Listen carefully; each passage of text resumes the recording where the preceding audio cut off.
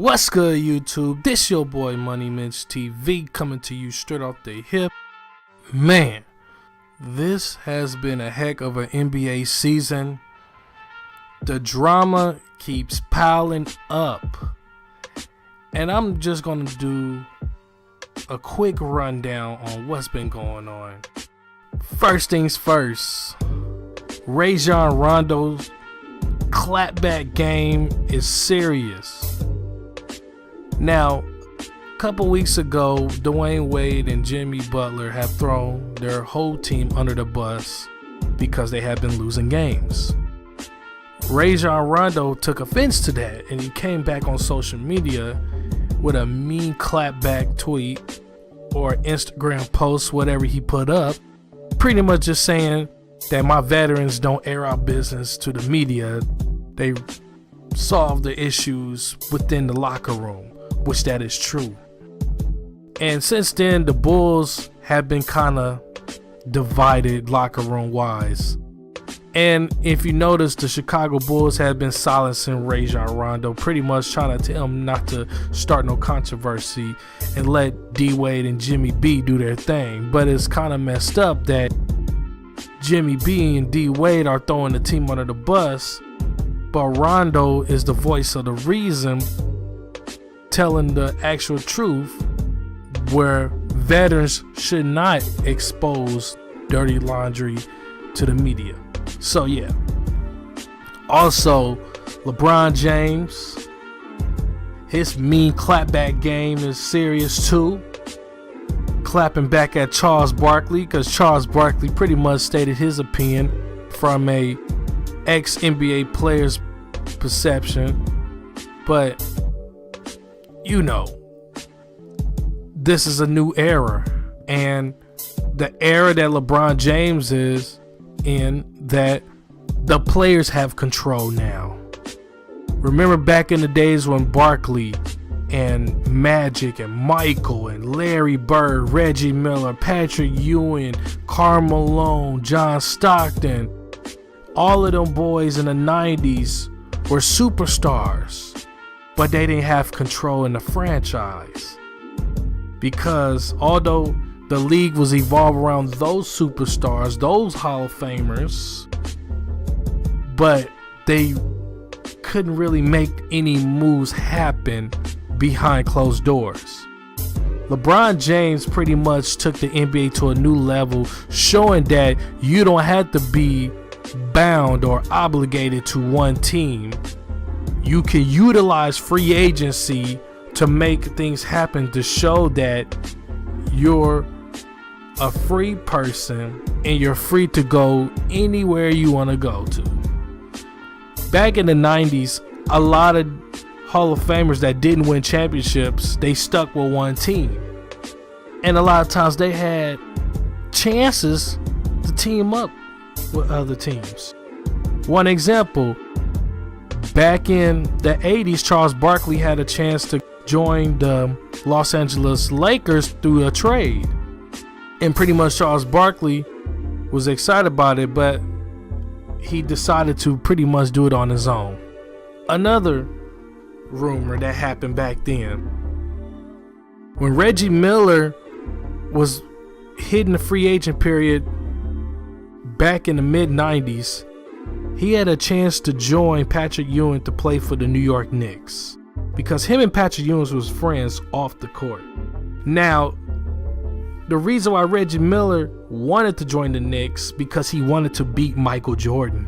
And he realized if he joined forces with Patrick Ewing and play along John Starks, and also play along with Charles Oakley, Anthony Mason, Derek Harper, a young Doug Christie when he was coming off the bench, and Gerald Wilkins, that was at the end of his prime, that team would have been unstoppable.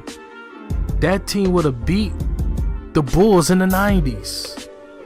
But Reggie Miller wanted to stay loyal to the Indiana Pacers, and he still don't have a ring.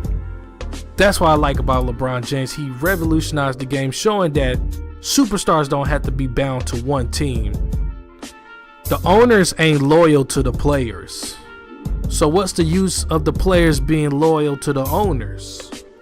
If you look at Gilbert Arenas' Instagram, his Instagram name is No Chill Gil. He states that the owners are not loyal to the players. They only worried about making money, going to the playoffs, and if they don't win a championship, they really don't care half of the time to win a championship. It's very few owners that want to win a championship and wants to compete and will do anything to compete. So, yeah. So that's what I like about LeBron James. He came back with a mean clapback game, a mean one. So, also, the trade rumors that's floating around. LeBron James is trying to push a trade to get Carmelo Anthony. Now here it is. A video I put up a month ago. I talked about Carmelo Anthony and Kevin Love's contract are exactly the same. If the Cleveland Cavaliers wanted to do a trade, all they had to do was a even swap. Like a even swap. Kevin Love for Melo. No draft picks, no extra players, just a swap. But if they do that trade, money-wise it will work out. But basketball-wise, it will not work out. Because LeBron James is not willing to play power forward. Only way that trade will work out if LeBron James chooses to change his position from small forward to power forward. If you remember when LeBron James played in Miami, he had to play power forward. He had to play power forward because they didn't have a power forward. Chris Bosh was playing the center, so by default, LeBron had to play power forward. And he was the most effective in that position. That's when he was in Miami. That's when he wanted to win. But now LeBron, he lost all that muscle mass. Remember, he was real jacked. I'm talking about real jacked when he was in Miami. He was like Terminator jacked. But now he's small LeBron. He kind of looks sick and everything. But anyway, LeBron James is not going to play power forward. That's not his MO. He really wants to just stick to small forward, so it's not going to work out. And dang sure, Melo ain't coming off the bench. So how that is going to work out if Cleveland do a swap for Carmelo Anthony by trading away Kevin Love and doing an even swap? How that's going to work? Money-wise it will, but basketball-wise it won't. How? Let's get off of that. Also, the 76ers, they're coming close to a deal with the New Orleans Pelicans. Sending Jahlil Okafor to the New Orleans Pelicans. The team up with Anthony Davis. That's going to be a nice combination. Just that piece alone, the Pelicans could be like a playoff team. They could be a good playoff team in the future. Not now, but in the future. You think about it. You have your starting lineup of Drew Holiday at the 1, Buddy Hield at the 2, Tyreek Evans at the 3, Anthony Davis at the 4, Jahlil Okafor at the 5. Or you could swap them, make Anthony Davis play the 5, Jahlil Okafor at the 4. Then you have your bench with Norris, Cole, and the rest of the game. But a lot of people know they're not going to be a playoff team. If that deal happened, they'll be a playoff team next year. And that would be a good young team to watch. A good young team. So yeah. It's crazy. I love the NBA season. NBA season is so exciting. It's a lot of theatrics to this season. The All-Star team. The snubs that didn't even make the All-Star team. Joel Embiid's tweets really amazes me. He just says a lot of things. He says a lot of funny things. And very, very interesting this season. It's by far one of the most interesting seasons.